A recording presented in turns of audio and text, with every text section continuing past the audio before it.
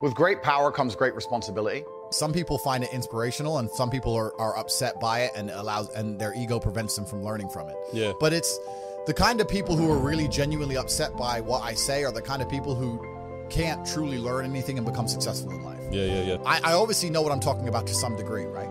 So if Mike Tyson walks in here and tells you he's going to teach you how to box and says you can't fight, you're a pussy, if that upsets you, then you can't learn, right? It's Mike Tyson. Just shut up and listen. But if you're gonna sit there and go, don't call me names and not listen, you're never gonna get anywhere, right? You don't become the master unless you're very, very good at being a student.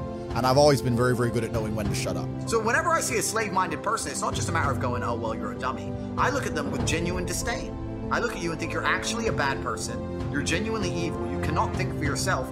I don't even see you as a person I ever want to get to know or I'd love to deprogram you, but it's impossible. These people are genuinely the worst people on the planet. Nobody knows everything, and there's still a lot of people who I respect and will always respect and always am quiet around and treat with absolute respect. But I've been learning for a very, very long time. I've always been very, very observant, trying to pay a lot of attention.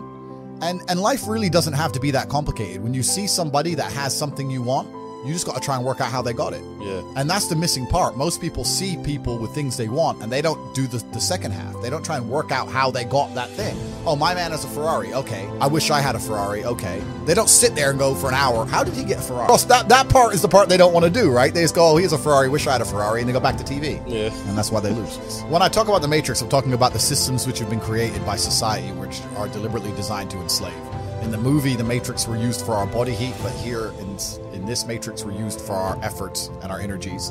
And you're existing inside of a system which is deliberately rigged to make the rich richer and for the poor to stay poor. And that's why I'm saying slave minds are dangerous. This is why I compare the world to the Matrix. Inside the Matrix, Morpheus says, anyone who's not been unplugged is part of that system. They will fight to defend the system. They need it. These people will fight to defend the system. And it's everywhere you go. It was the same crap. That's a waste of time, right? That's futile. The best thing to do is to understand the rules of the game and find a way to win. Yes, the rich are always going to get richer. Yes, the poor are always going to struggle. And that's the way the game is set up. So you still need to find the best move on the chessboard. There's no point sitting there saying, I want to play a different game, because that's never going to happen. Because the people with the money are the people who have the control and they have the power. And why would they have the game set up any other way? Why would they change it? And that's another thing about opportunities, right? Because you have to be positioned to take advantage of opportunities. Yeah.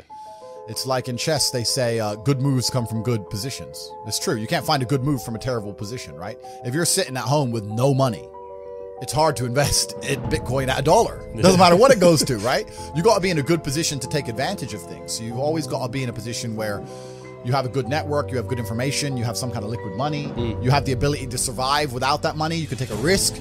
If you're in a gas station and it's 3 a.m. and a Lambo pulls up and a guy gets out of it, you're thinking criminal, drug dealer, gangster. Yeah. You're not thinking, he has a uni degree.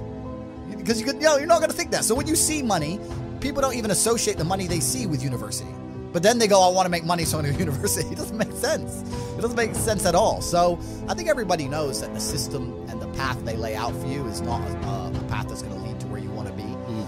And I didn't know what the other path was, but that intrinsic distrust for the system and that distrust for the things they wanted me to do made me.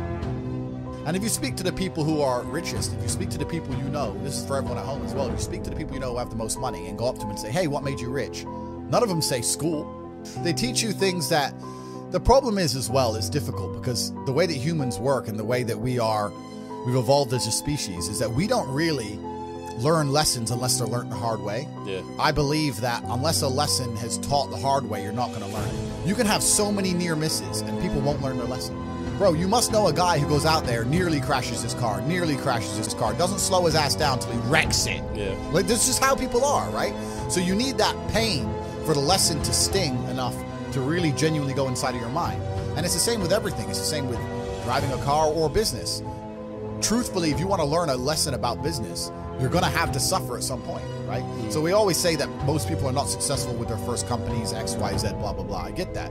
The truth is, there's a lot of people who make a lot of money with their first company, but they just spunk it, act an idiot, and it all blows up in their face. And that's how you get the discipline on your fourth company, that when you have $3 million in the bank, you just leave it there. You know, and don't be done with it. So you need to go through some pain. You need to experience some negative things. You need to have to a degree some trauma to really even learn any lessons. So you need to get out there on the streets. You need to make mistakes. You need to suffer. You need to have the tax man knocking at your door. You got to deal with all that stuff so that you make sure it doesn't happen again. I really think that humans are stupid enough to only learn the hard way. That's kind of how it works.